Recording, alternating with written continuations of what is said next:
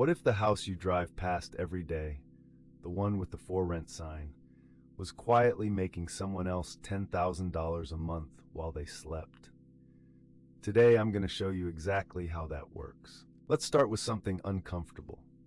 Most people who chase passive income never build it. They buy a course, maybe open a Shopify store, dabble in stocks, and a year later they're exactly where they started. But real estate is different. It's been the #1 wealth builder for ordinary people for over a century. Not because it's glamorous, it isn't, but because it works with the laws of economics, not against them. Here's what I mean. When you own a rental property, 4 separate forces are building your wealth at the same time. Most investments give you 1. Real estate gives you 4 simultaneously. And once you understand this, you'll never look at a house the same way again.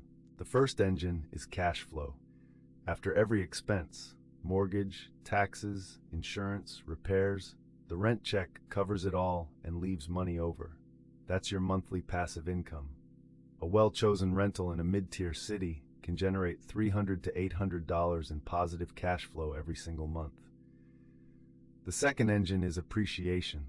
Over the last 50 years, U.S. home values have grown at an average of 4% per year. That means a $200,000 property becomes worth nearly $300,000 after just 10 years, even if you do absolutely nothing. The third engine is loan paydown. Every month, your tenant's rent is paying down your mortgage. Not your money, their money. After 30 years, you own the property free and clear. That's an asset worth potentially $500,000, bought with someone else's dollars. And the fourth engine, this is the one most beginners miss, is the tax advantage. The IRS allows you to depreciate residential real estate over 27.5 years. That means you can show a paper loss on your taxes even when you're making real money. Combine that with deductions for mortgage interest, repairs, and management fees, and you start to understand why wealthy people never stop buying real estate. So how do you actually get started? Because this is where most people freeze up. They think they need to be wealthy to invest in real estate. They don't. FHA loans allow you to purchase a property with as little as 3.5% down. On a $200,000 home, that's $7,000.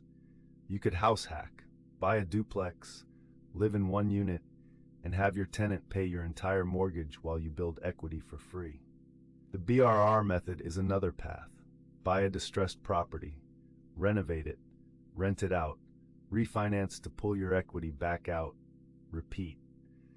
Investors have used this strategy to build portfolios of 10, 20, even 50 units starting from a single down payment. But before you make an offer on anything, you need to run the numbers. And the most important number is this, your cap rate. Take the annual net operating income, rent minus expenses, not including mortgage, and divide it by the purchase price. A good rental property in most markets should have a cap rate between 5 and 8%.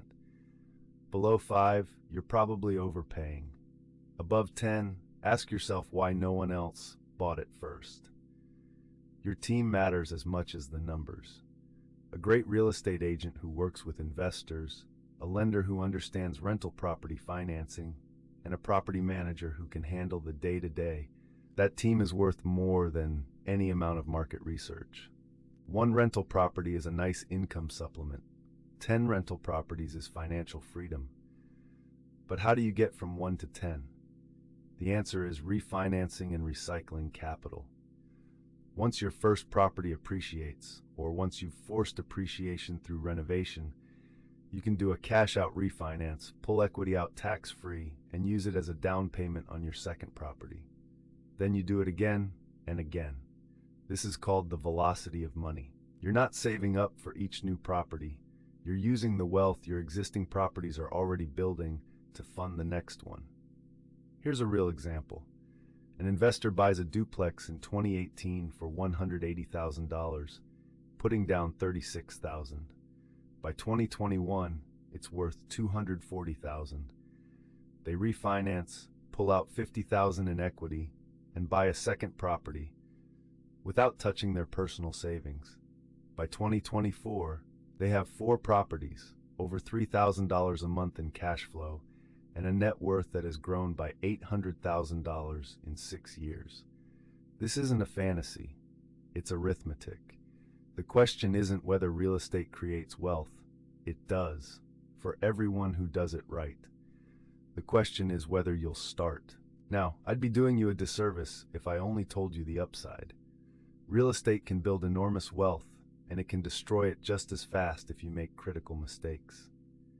Mistake number 1, over-leveraging. Buying properties with too little cash reserve means one bad month, a vacancy, a major repair, can spiral into foreclosure. Always keep 6 months of expenses in reserve per property. Mistake number 2, ignoring the market cycle. Real estate moves in cycles: expansion, peak, contraction, recovery. Buying at peak prices in a hot market with thin margins is how people end up underwater. Study the cycle. Buy in recovery or early expansion. Mistake number 3, self-managing to save money. This sounds logical until you get a 3 a.m. call about a burst pipe. A good property manager costs 8 to 12% of rent, and they handle everything. The math almost always makes it worth it. And mistake number 4, not having a legal entity. Own your properties in an LLC. This separates your personal assets from your real estate business. One lawsuit from a tenant can wipe out everything you've built without this protection. Real estate is not a get-rich-quick scheme. It's a get-rich-for-sure strategy, if you're patient, disciplined, and willing to learn. The people who built wealth through property didn't have special advantages. They had a blueprint, and they followed it. That's what Property Playbook is here for, to give you that blueprint, one lesson at a time. If this video gave you even one insight you didn't have before, hit that subscribe button and turn on notifications. Every week we go deeper on strategies, case studies, and the real numbers behind real estate investing. The next chapter of your financial story starts now. I'll see you in the next one.